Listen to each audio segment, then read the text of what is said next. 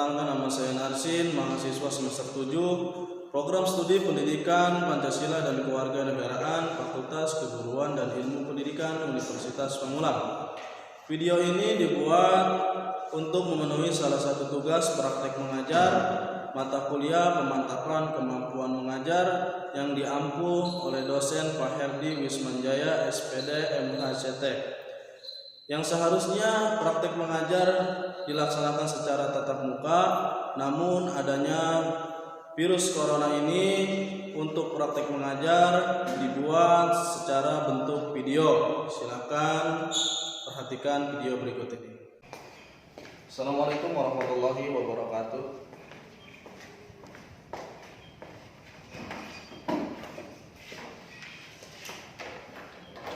Baik, sebelum kita belajar, alangkah baiknya kita berdoa terlebih dahulu ya. Berdoa menurut agama dan kepercayaan masing-masing. Berdoa dimulai. Berdoa selesai. Baik, selamat pagi anak-anak. Bagaimana kabarnya hari ini? Alhamdulillah ya, baik. Ya, sebelum kita belajar, Bapak absen dulu ya. Nanti yang hadir bilang hadir, yang tidak hadir tolong bilang tidak hadir ya, nanti kasih tahu ke Bapak. Ade Suryana hadir. Ahmad Fakhroji, Ahmad Faisal. Oh, Ahmad Faisal tidak hadir. Kemana Ahmad Faisal? Sakit. Ada suratnya ya? Oke. Hanya Ahmad Faisal ya yang tidak hadir. Ya, baik, di sini kalian pertama masuk sekolah ya di kelas 11. Tentu kalian pasti semangat karena baru pertama kalian masuk ya. Nah, barangkali sudah ada yang membaca tadi malam terkait dengan materi yang kita akan bahas pada pertemuan kali ini. Ada yang tahu apa yang materi yang kita akan bahas hari ini? Ya, betul. Mengenai harmonisasi hak dan kewajiban asasi manusia dalam perspektif Pancasila. Oke. Sekarang silakan kalian buka buku kalian halaman 6 ya.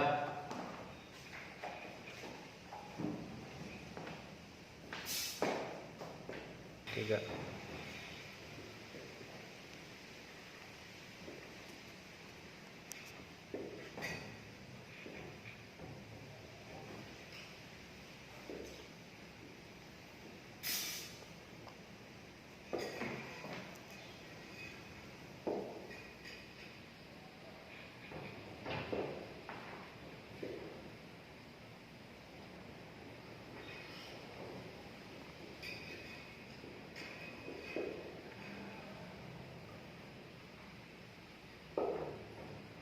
Ya, ini tema materi yang kita akan bahas ya.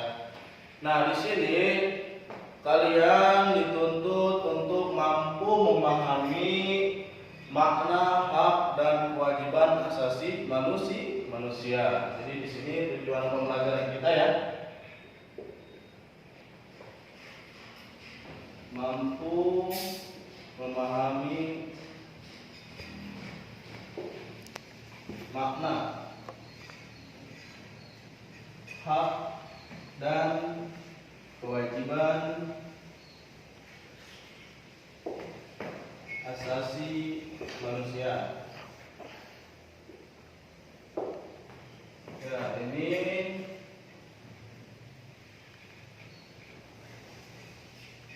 Ya, ini tujuan pembelajaran kita hari ini. Kalian dituntut untuk mampu memahami makna hak dan kewajiban ya. Ya, oke. Sekarang kita lanjut mengenai apa itu hak. Ada yang tahu? Hak. Ya, betul. Hak itu sesuatu yang mutlak dimiliki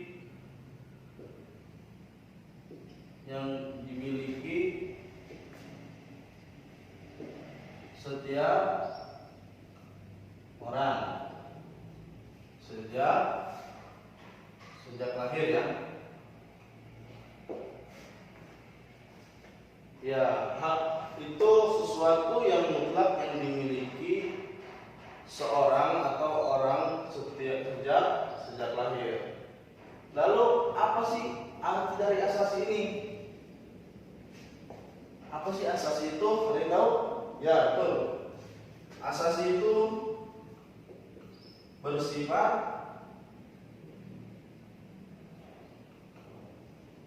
dasar. Jadi kita dapat simpulkan bahwa makna asasi manusia itu adalah hak dasar yang dimiliki oleh setiap orang sejak ia lahir. Nah, sekarang tentu kalian sudah dilahirkan di dunia ini, pasti kalian mempunyai hak. Nah, apa hak kalian? Ada yang tahu? Ya, betul, hak untuk hidup. Karena ada 3 hal yang melekat dalam diri manusia, betul ya, hak untuk hidup.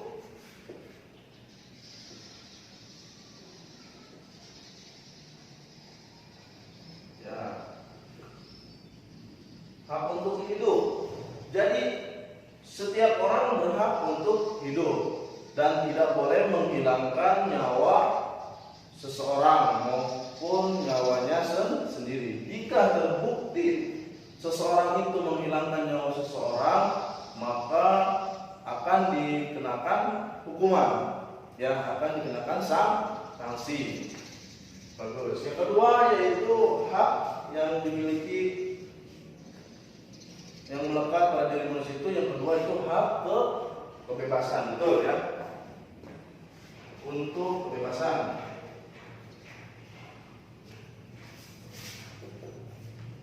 Nah, setiap orang berhak untuk bebas ya. Tidak ada suatu bangsa pun yang ingin dijajah oleh bangsa lain. Tentunya bangsa yang dijajah pun akan ingin berusaha membebaskan diri dari bangsa lain. Ya, contohnya seperti kita Indonesia. Waktu di zaman penjajahan, tentu orang Indonesia itu ingin merebut hak untuk merdeka ya. Iya.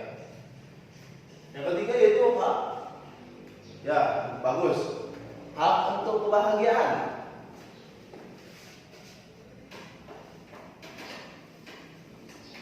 Ya, hak untuk bahagia.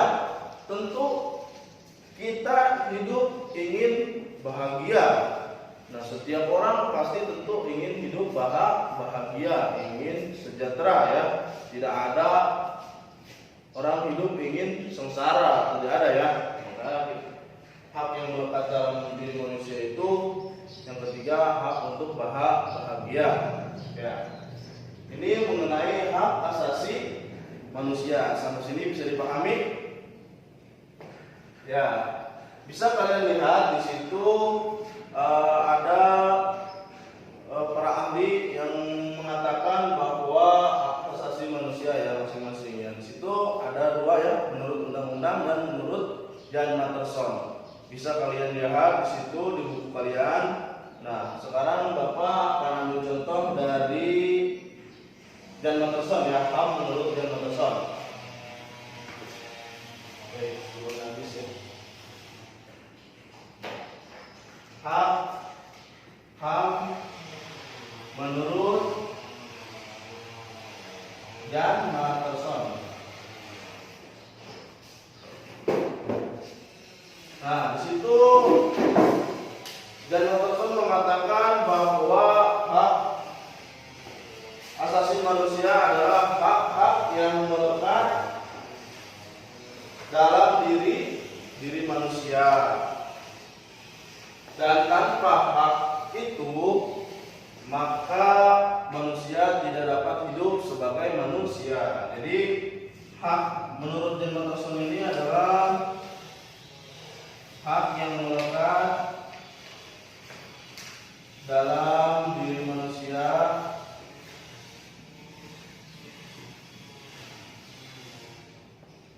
tanpa hak itu manusia pada dapat hidup ya sebagai manusia. Jadi menurut Jan Matterson ini hak asasi manusia itu terbagi menjadi dua makna ya. Yang pertama yaitu alamiah. Yang kedua yaitu instrumen. Hak secara alamiah merupakan hak yang melekat pada diri manusia sejak ia lahir ya. Hak alamiah ini hak yang sesuai dengan kodrat atau ketentuan manusia sebagai insan merdeka atau sebagai insan yang berakhlak dan berbudi pekerti dan berperi kemanusiaan. Nah, yang kedua itu hak secara instrumen, yaitu sebagai alat untuk menjaga harkat dan martabat manusia ya. Itu menurut Jan Matterson. Nah, sampai sini ada yang bertanyakan? Ya, bagus pertanyaannya ya. Pak, apakah hak itu bisa dicabut? Jawabannya yaitu tidak. Ya, perlu kalian ketahui bahwa ciri dari hak ini, hak asasi manusia ini mempunyai ciri khusus ya, yaitu ada 4 ciri ya. Yang pertama, ada yang tahu?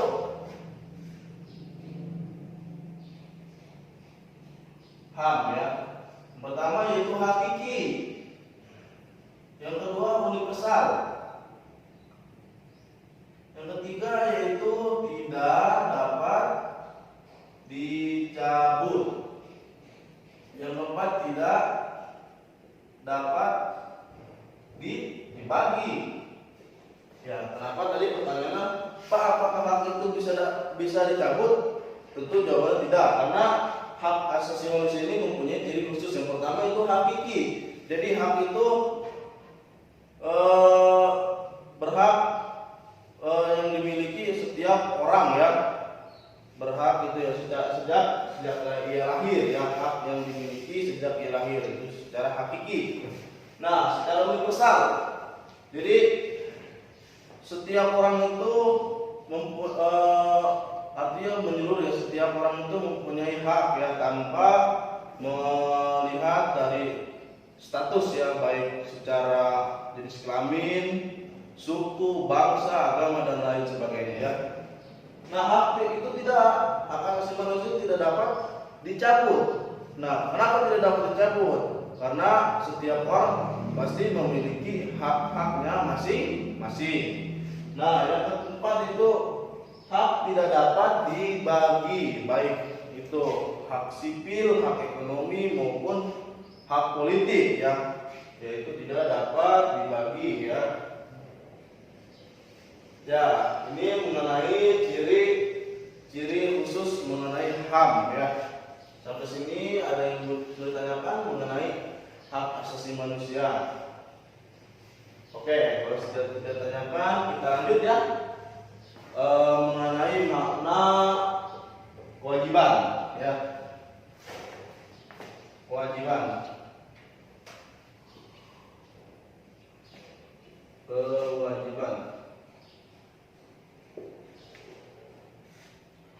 Ya, di situ bisa kalian lihat mengenai makna hak dan kewajiban.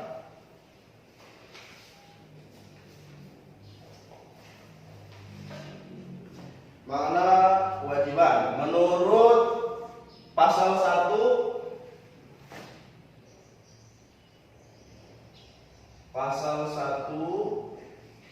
ayat 2 ya.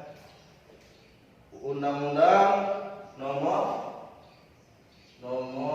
39 tahun 1999. Di situ dikatakan bahwa kewajiban asasi manusia merupakan seperangkat kewajiban yang apabila kewajiban itu tidak dilaksanakan, tidak memungkinkan hak asasi manusia itu akan berjalan atau akan tegak ya. Yang menurut pasal ini kewajiban itu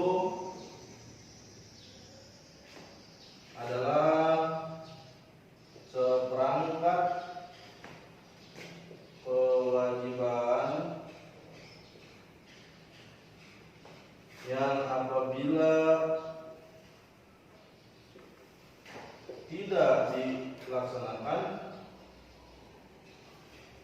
maka tidak memungkinkan tegaknya hak asasi manusia. Ya. Jadi menurut makna kewajiban menurut pasal 1 ayat 2 Undang-Undang Nomor 39 Tahun 1999, yaitu bahwa kewajiban yaitu merupakan seperangkat kewajiban yang apabila kewajiban itu tidak dilaksanakan maka tidak akan terlaksananya atau tegaknya hak asasi manusia, ya. Nah, mengenai kewajiban, sekarang tadi kalian sudah mengetahui bahwa hak kalian itu untuk hidup. Nah, kewajiban kalian apa? Ya, untuk menjalankan kehidupan itu dengan aturan-aturan yang ada, ya. Gitu. Baik, sampai sini mengenai makna kewajiban bisa dipahami. Apa ada yang mau ditanyakan mengenai hak dan kewajiban? Ya, bagus pertanyaannya, ya. Apakah hak dan kewajiban itu bisa dipisahkan? Tentu hak dan kewajiban ini tidak bisa dipisahkan. Kenapa? Karena hak dan kewajiban ini mempunyai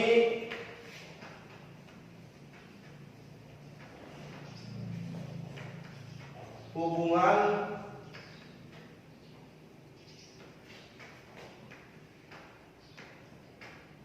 kausalitas, ya, atau hubungan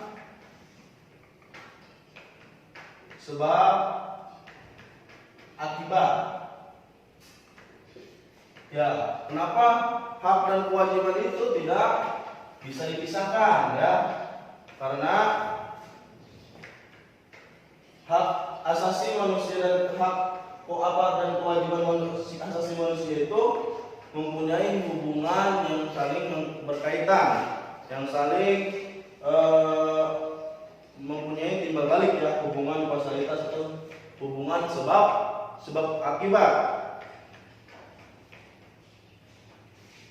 Nah, hubungan kausalitas ini seorang mendapatkan hak-haknya karena dipenuhi kewajibannya.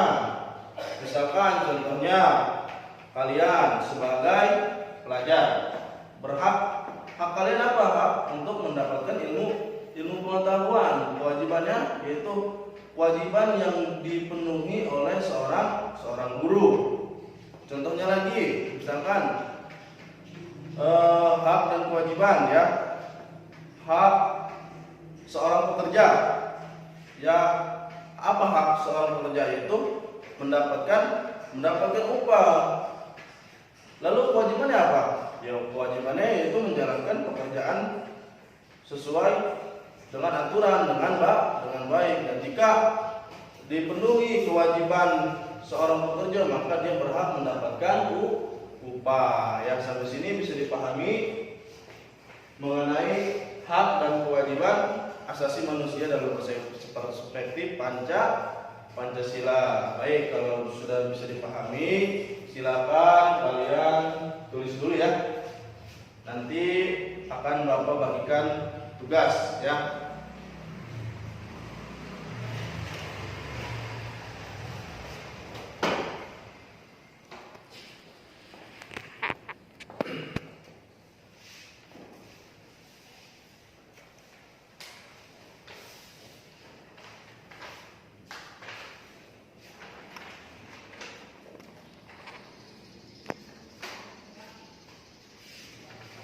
Ya, kalau sudah ditulis, nanti Bapak akan bagikan kelompok, ya.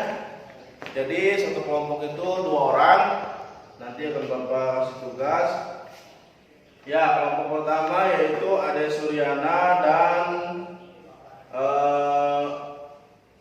Ahmad Terpuji. ya. Kelompok pertama, ingatkan, Ahmad Adi Suryana dan Ahmad Terpuji. Kelompok kedua yaitu Bahrudin dengan Fahrudin ya. Harus kompak nih ya. Ingat tadi kelompok pertama siapa? Ya, Adi Suryana dengan Ahmad Terpuji. Kelompok kedua yaitu Bahrudin dan Fahrudin ya. Ya.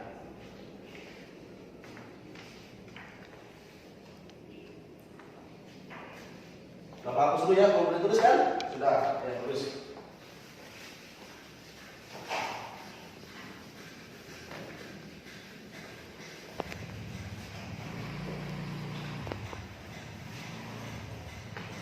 Ya, tugas kalian itu sini ada dua ya. Tugasnya yaitu berikan dua contoh dan kewajiban asasi manusia dalam lingkungan keluarga.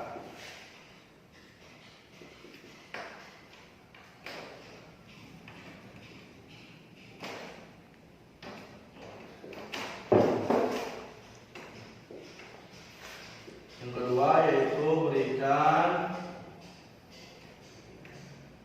kesimpulan mengenai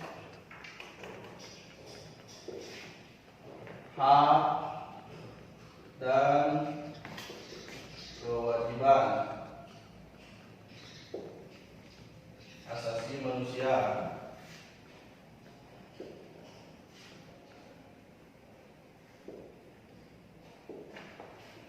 Ya, ini tugas kalian ya.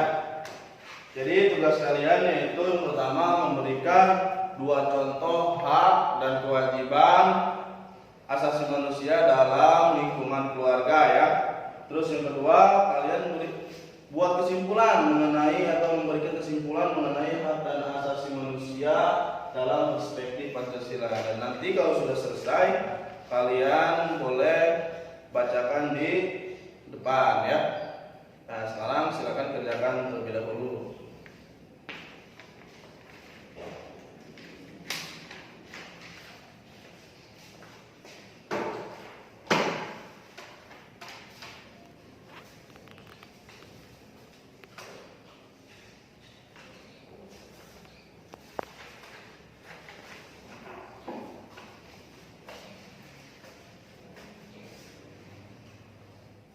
Sudah selesai? Belum selesai? Ya. Karena waktunya Bapak sudah selesai ya. Jadi tugasnya bisa kalian kerjakan di rumah ya. Nanti minggu depan akan Bapak lihat hasil dari kerja kelompok kalian ya. Baik, kesimpulan pembelajaran kita kali ini mengenai hak dan kewajiban asasi manusia dalam perspektif Pancasila, yaitu hak dan kewajiban asasi manusia yang terkandung dalam Pancasila merupakan hak yang dimiliki setiap orang atau setiap masyarakat ya Indonesia yang seharusnya dijadikan sebagai pedoman ya, dan bangsa dan pedoman hidup sebagai berbangsa dan bernegara ya. Nah, kita masyarakat maupun kita harus bisa menghormati dan menghargai hak dan kewajiban yang dimiliki setiap orang ya.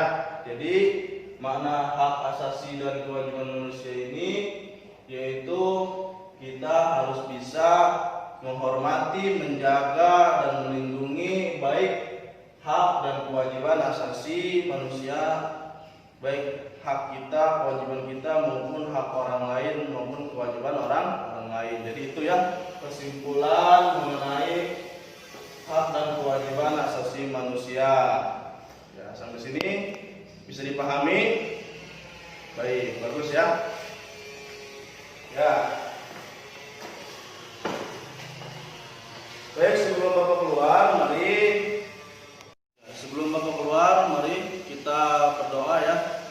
mudah-mudahan apa yang tadi kita Bapak sampaikan bermanfaat dan berguna ya. Baik, kita berdoa menurut kepercayaan dan agama masing-masing. Berdoa dimulai. Berdoa selesai. Ya, terima kasih. Assalamualaikum warahmatullahi wabarakatuh.